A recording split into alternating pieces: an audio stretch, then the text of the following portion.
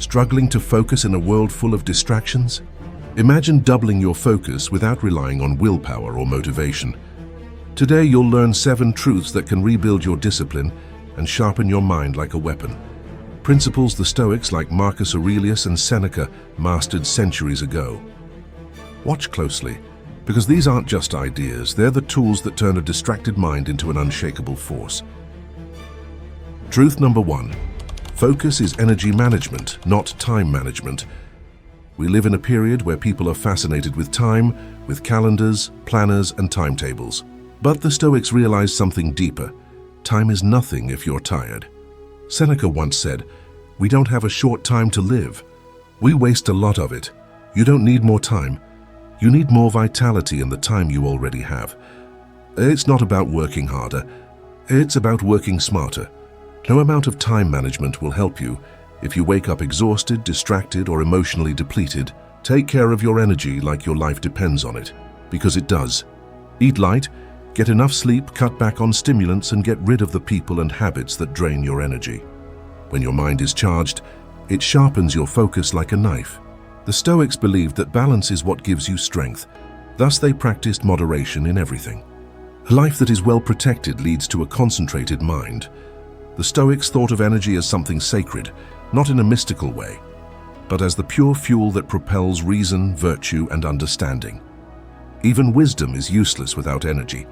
Marcus Aurelius said, "The quality of your thoughts determines how happy you are, but the quality of your thoughts depends on how you feel, and how you feel depends on how you use your energy." When your body is heavy and your head is full, it seems like you can't do anything.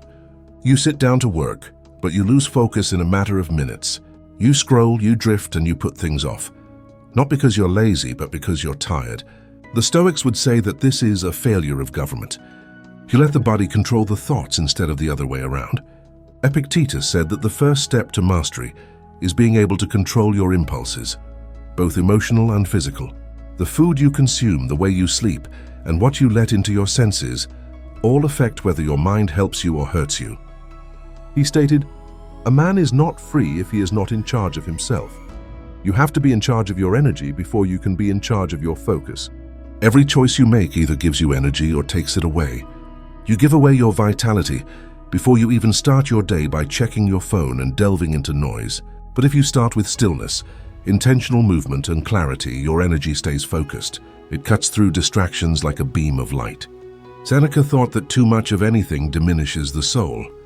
Eating too much dulls the senses. Talking too much wastes the spirit. Too much fun makes you lose your discipline. He stated, "To be everywhere is to be nowhere." When you do a lot of pointless things, you lose your ability to focus on what's important. So the first step to doubling your focus isn't to add more hours, it's to get rid of what takes them away. Like a philosopher, look at your life and see what behaviors drain your energy, but don't give you anything in return. Who makes you feel empty in your head after every talk? What routines make you tired instead of giving you energy? Get rid of them. Make it easier. Take back the hours that slip away because of tiredness and turmoil. A Stoic would tell you to live in harmony with nature, and nature has a rhythm. There is a time to work hard and a time to relax. When you have energy, push. Get better when you don't. Don't confuse being motionless with being lazy. It's the key to being strong. When you see rest as fuel instead of a sign of weakness, you can keep being productive. In today's culture, being busy is seen as a good thing, but being busy without enthusiasm is just moving around without a purpose. To really focus, you need to be full of life and energy all the time. When your energy is stable, it's easy to be disciplined. You don't have to try to focus. It will happen on its own, like fire from dry wood. This is what the Stoics were good at, keeping things inside. They lived simply, ate small meals, slept with a purpose, and talked less. They knew that to have a clear mind, you need to live a pure life. And when your energy is in line with your goal, you stop trying to catch up with time. Time starts to work for you. Living a focused life doesn't mean doing more. It's about doing what matters and putting all your energy into it. And that starts when you start to manage your energy like a Stoic, on purpose, sensibly, and without wasting it. Truth number 2. Your environment is your silent saboteur. You can't train your mind to be disciplined in a messy place. Marcus Aurelius, too, wanted to be alone to think properly in the noise of Rome.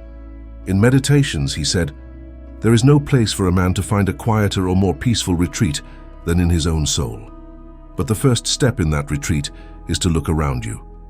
Your surroundings are either helping you focus or hurting it. If your room is messy, your phone keeps buzzing, or there are too many things to do in your room, you're setting yourself up to lose."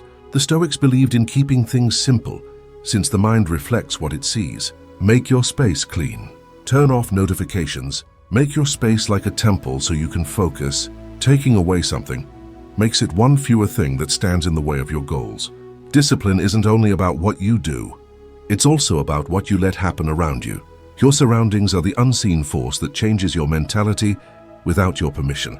You could think you have the resolve to stay focused, but your environment is always changing how you act.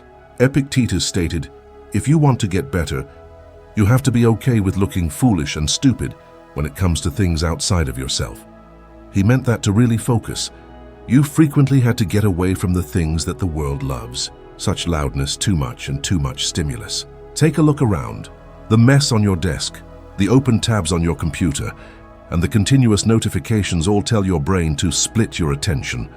The Stoics knew that paying attention is what makes life worth living. Whatever you pay attention to is what you are. And when things are chaotic around you, your mind is too. Seneca cautioned against the fickleness of the mind, the propensity to oscillate between pursuits, perpetually eluding tranquility. He said, "To be everywhere is to be nowhere." Your surroundings affect how long your mind can stay focused on one thing before it gets distracted and moves on to the next. Marcus Aurelius lived in a palace full of politics, commotion, and stress, but he found ways to be calm among it. He made things simple, even when they were fancy. He would go to his mental stronghold, his inner citadel, to get some clarity. You have to do the same thing. Being simple doesn't mean living in a void. It means making room for depth. Get rid of the things you don't need in your home first. The objects around you aren't neutral. They either help you or get in your way. Everything, including sounds, digital alerts, and things, should have a purpose in your life. The Stoics had very few things, not because they were poor, but because they valued serenity more than things. The same idea works online. Your phone, social media, and feeds are all modern-day saboteurs. You can't expect to have a strong, calm mind while you're constantly being inundated with noise that tries to get your attention. Get rid of what doesn't help you. Turn off anything that bothers you. Take care of your peace like a philosopher takes care of his virtue. Epictetus told his students to only be around people who make you better. Your surroundings are included in that. If your surroundings make you lazy, negative, or distracted, they are not your comfort. They are your adversaries. Spend time in settings that help you concentrate, such quiet corners, libraries, and nature. Don't surround yourself with things that excite you. Surround yourself with things that are simple. The truth is that the environment shapes who you are. Your actions will start to follow your discipline when your space shows it. Your ideas become more organized when your home is peaceful. When your desk is tidy, your thoughts become clearer. The Stoics realized that virtue wasn't just something you thought about. It was something you made. And simple doesn't mean empty. It means clear. It's getting rid of things that don't matter, so that things that do can breathe. Make a space that shows who you want to be, not who you want to get away from. Marcus Aurelius didn't merely rule an empire. He also ruled his own psyche, and he could only accomplish it because he made sense of a world that was full of noise. You need to do the same thing if you want to get your attention and discipline back. Stop the noise. Make your surroundings less busy. Create a space that doesn't fight for your attention, but makes it better. Your environment can either be your weapon or your vulnerability, and the choice between the two starts with what you let into your life. Truth number 3, your mind becomes what you feed it. Epictetus said, the color of your thoughts changes your soul. You become what you feed your mind. But most people fill theirs with junk, noise from social media, bad news, and endless petty information that dulls their minds. If you keep eating distractions, you teach your mind to be distracted. But if you give it philosophy, logic, and truth, it will become clearer. Read a lot, but not too much. Read the writings of Marcus Aurelius Seneca or Epictetus, not to memorize quotes, but to change how you think. Stop scrolling and start studying. Think instead of gossiping. Stop watching TV and start learning on your own. Everything you read or watch is a vote for the person you become. The Stoics protected their brains like soldiers protect their weapons because they realized that a weak mind is easy to beat. Your mind is not a set thing. It is a living thing that changes based on what it eats. The mind becomes what it takes in again and over again, just like the body becomes what it eats. Marcus Aurelius said, "Your habitual thoughts will shape your mind. The soul is colored by the thoughts. Everything you read, hear, or see leaves a stamp on your mind." But a lot of people don't take this authority seriously. They let garbage information in every day, not realizing that every pointless video, every nasty message, and every shallow diversion slowly makes it harder for them to think profoundly. A person who fills his mind with noise becomes noise. A man who eats wisdom becomes wise. The Stoics thought of their thoughts as holy places.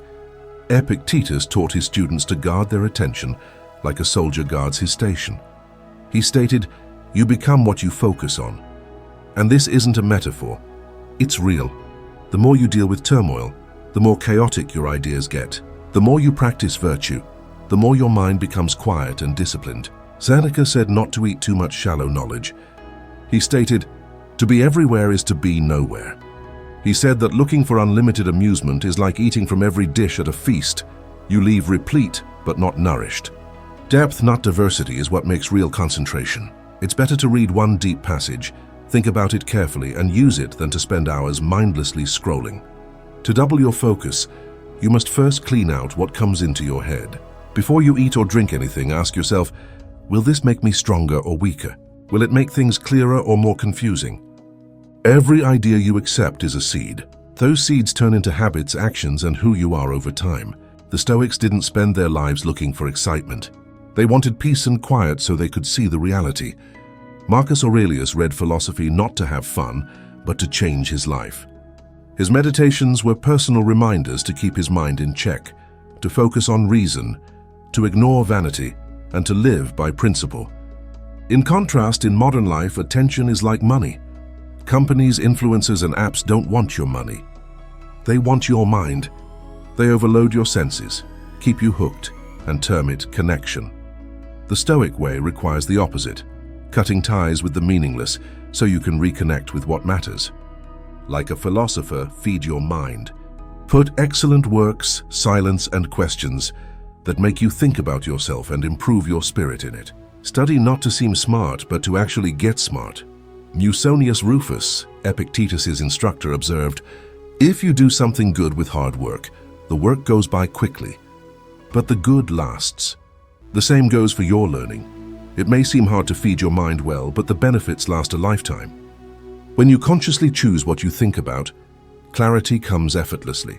You don't react to noise anymore because you don't eat it anymore. You stop being jealous of other people when you stop thinking about them and start thinking about yourself. You quit gossiping because your brain needs healthier fuel. Keep in mind that your focus doesn't go away. It gets stolen by what you give it. Take care of your attention like a Stoic would take care of his virtue. Read things that make you smarter. Listen to things that calm you down. Pay attention to what makes you more disciplined. Your thoughts will eventually shape your future. Your life gets sharper the more you sharpen your mind. Truth number 4. Self-discipline is built in small moments. Discipline isn't developed in one brave act. It's built in the thousands of little times you do what you said you would, even when you don't want to. Seneca said, "No man is more unhappy than he who never faces adversity. He is not allowed to show what he can do." Discipline is proof that you can control yourself, even when the world tries to get you to give in. It's not about being perfect. It's about not giving up.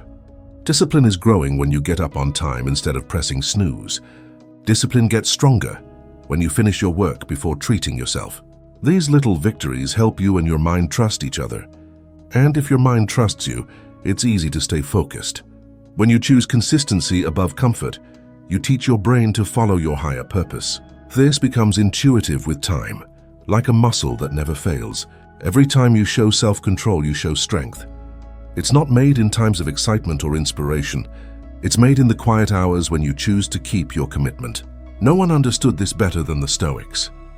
They thought that brilliance wasn't something you could get. It was something you got by doing it every day. Seneca once said, "No man is more unhappy than he who never faces adversity, because he isn't allowed to show what he can do." That hardship he talked about isn't always big or public. Sometimes, it's the subtle struggle between what makes you feel good now and what you could be in the future. It's hard to get up when your body wants to sleep, stay focused when your mind wants to wander, or finish the job when quitting seems easier. Every time you win that little battle, you make your character stronger. Think about it. Discipline doesn't come from big wins. It's made up of small choices, like picking the book over the phone, the water over the cola, and the purpose over the distraction. These events may seem small, yet they all come together to shape the way your mind works. They create consistency, which is the factor that keeps dreamers from becoming achievers. Marcus Aurelius worked hard to live by this principle. Even when he was the emperor of Rome, he never changed his ways.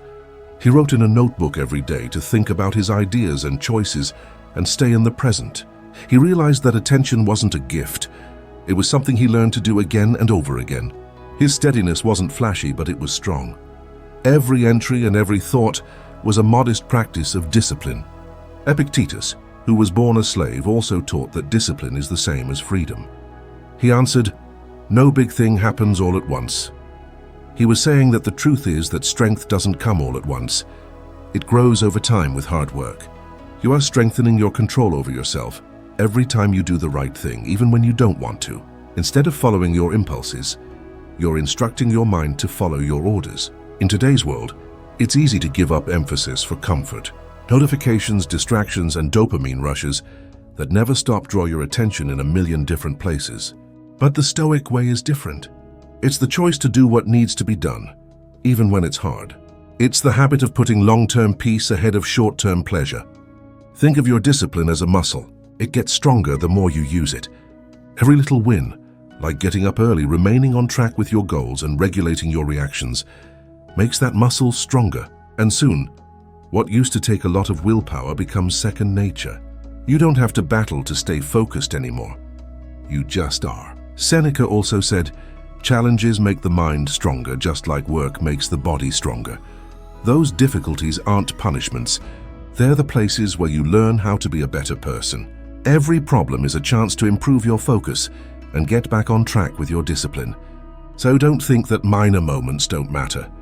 You establish a quiet power that grows every day when you choose discipline over ease and consistency over turmoil.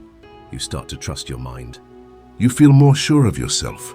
And with that trust, you can focus your mind on anything you want. The Stoics lived by this secret. You don't become great by doing one wonderful thing. It comes from doing thousands of small things that show you can manage yourself over and over again. This is because real discipline isn't about control. It's about freedom. The ability to select your own path, control your thoughts, and stay focused no matter what life throws at you. Truth number 5. Silence is the weapon of a focused mind. Noise kills focus. The Stoics wanted silence not to go away from life, but to learn how to deal with it. When you're quiet, your thoughts show their actual shape. You start to recognize what's true, what's noise, and what needs to go. Marcus Aurelius wrote in his journal in the early morning hours, not for anybody else but for himself. That regular introspection was how he cleared his mind. Silence lets you ponder, make plans, and get your mind back in order.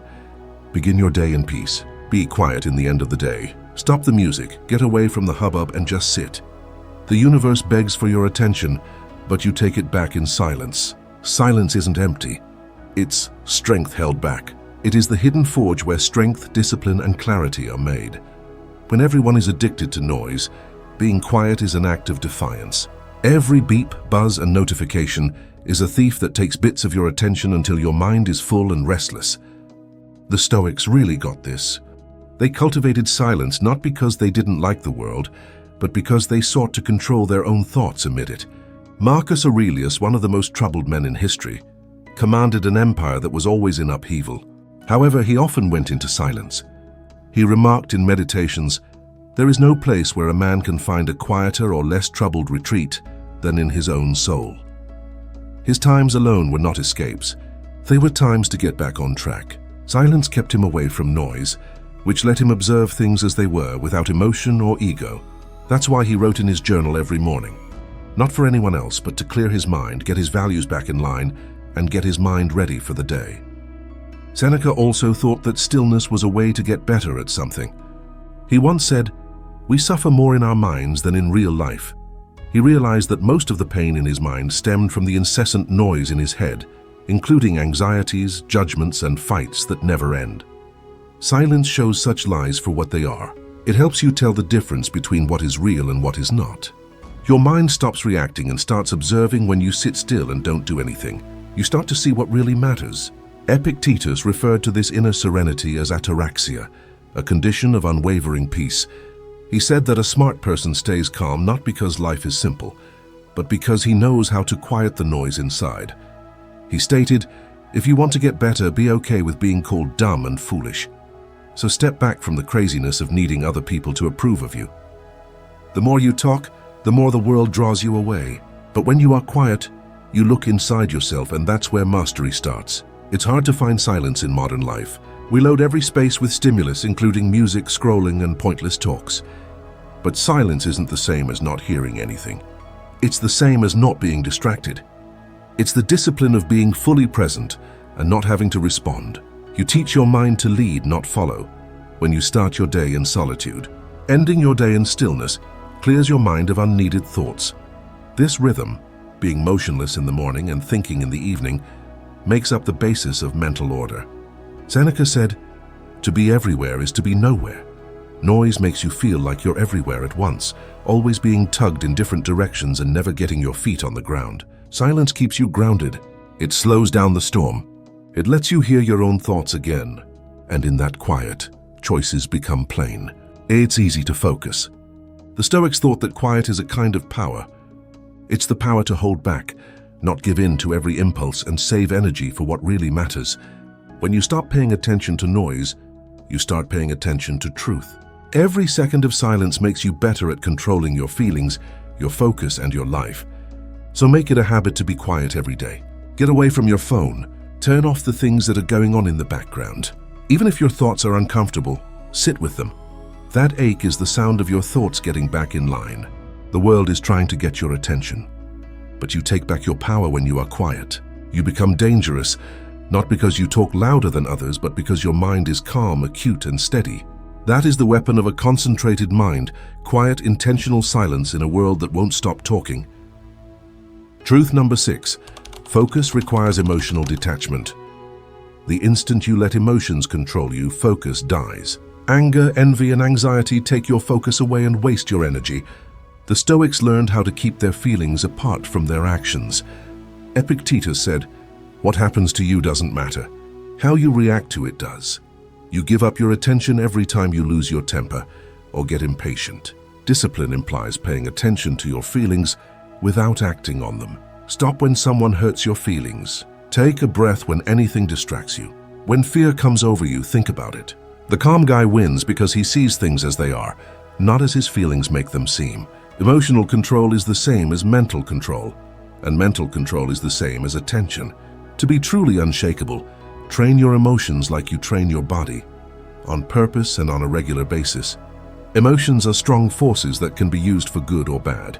The Stoics knew that the mind becomes less clear, not because of outside disorder, but because of chaos inside.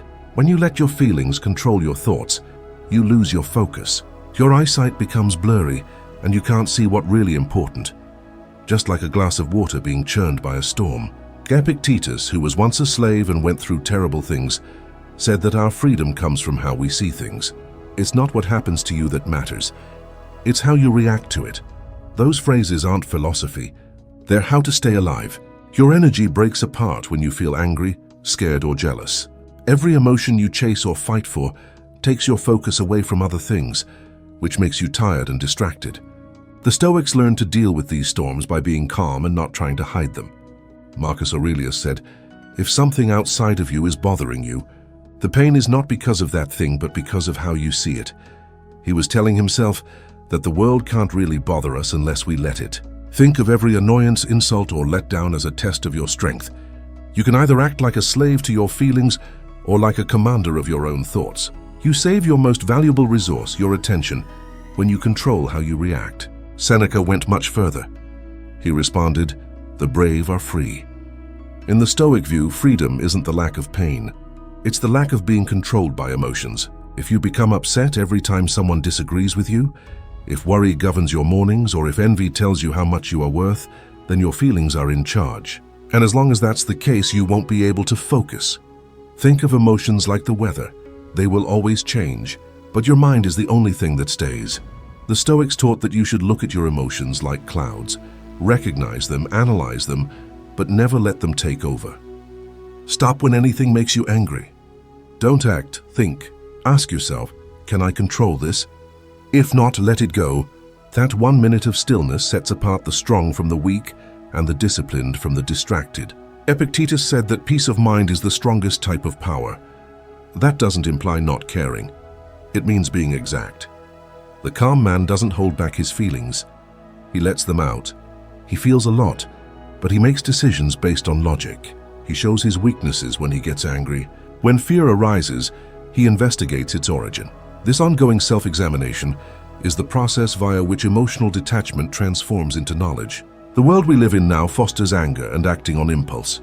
Every platform thrives on emotional reaction. It feeds on your wrath, fear, and jealousy. But the Stoic doesn't fall for this.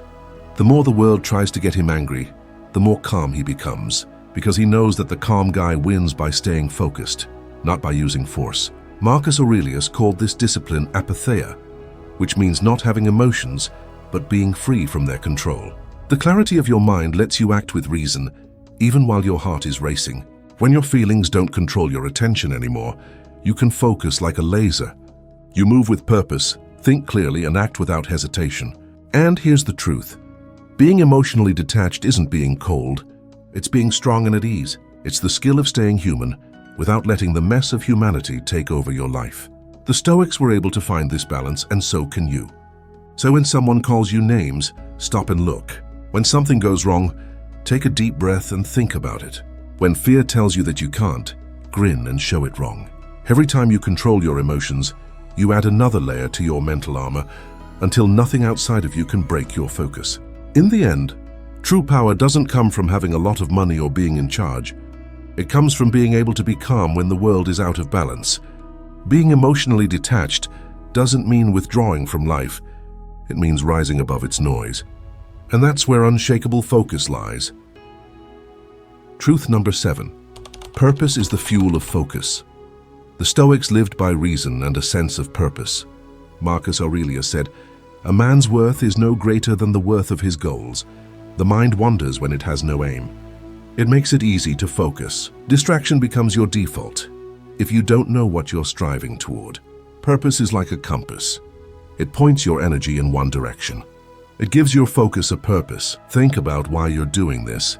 When you know why you're doing something, your discipline follows suit. You don't need motivation anymore, since your objective drives you.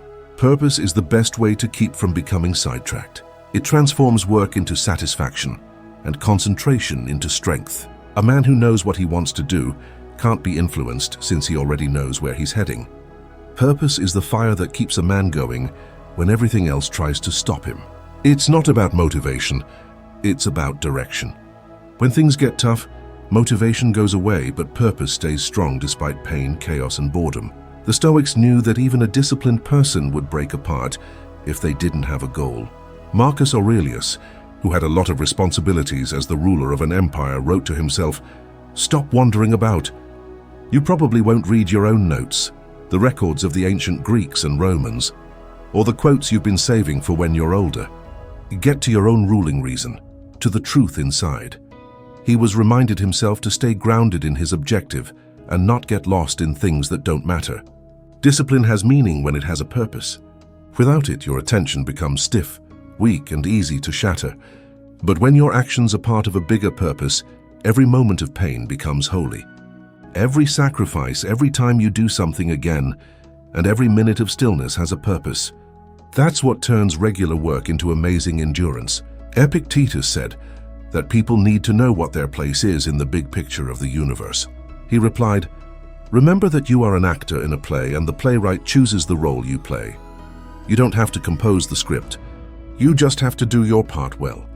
That's purpose, not going after pleasure or achievement just for the sake of it, but knowing that something bigger than your wants is guiding your actions. When you live this manner, it's easy to stay focused. It follows naturally from knowing who you are and why you do what you do. Seneca said the same thing when he stated, "He who does not know to what port he is sailing, no wind is favorable." Most people's lives are sad because they drift. They go for every new chance and every new distraction without thinking about where it will all lead. But the Stoic lives like a man on a mission. He doesn't squander anything, time, attention, or energy, because he is focused on his inner goal. One question runs through every choice and every action. Does this help me reach my goal? Just that question can help you focus again. Distractions lose their power as soon as you stop living reactively and start living on purpose. The phone, the noise, and the gossip all melt away when you think about your why. A sense of purpose may make regular people unstoppable. It's why some people can get up at 5 a.m. without complaining, work out when they're weary, work without getting praise, and stay cool when things go wrong. They are not running away from anything. They are heading towards something. Marcus Aurelius was more than just the emperor of Rome. He was so dedicated to his mission that it shaped everything he did. He didn't want power. He wanted to do the right thing. He thought that the only real work a man has is to live by his principles and act like a logical person. That clarity is what kept him focused, even when wars were going on and people were betraying him. So every day ask yourself, why am I doing this? What am I making? What am I giving? It doesn't have to be a big deal to answer. It just has to be true. You might want to master your craft, keep your family safe, find inner peace, or set an example for others. No matter what it is, keep it close. Put it down on paper. Say it to yourself in your head every morning. Your focus will automatically follow once your why is set in stone. You won't have to chase after short bursts of motivation anymore. Something bigger will pull you ahead. Purpose changes focus from a job to a calling. It gives every deed and every moment purpose. Seneca reportedly remarked, "Life without a goal is wandering." The Stoics didn't wander. They walked straight even through fire. That's what gave them power. And that's what can make you unstoppable. When you know what you want to do, discipline doesn't feel like work. It turns into devotion. Concentration turns into tranquility. And no matter how crazy things get around you, you'll stay centered because a guy with a goal doesn't need to look for direction. He is in charge. Focus isn't a gift. It's something you have to work on. It is made by energy, the atmosphere, silence, and a goal. These 7 Stoic truths are not just ideas. They are rules that have always been true for anyone who wants to be great. Take care of your energies. Make your surroundings simpler. Fill your head with truth. Develop tiny habits of consistency. Enjoy stillness. Learn to control your emotions. And live with purpose. If you do this, your emphasis will change, not just get better. Marcus Aurelius said, "Stop wasting time arguing about what a good man should be. Be one." The same goes for focus. Stop hoping for clarity, make it. Stop looking for motivation. Develop discipline. Because the person who controls their thinking controls their environment.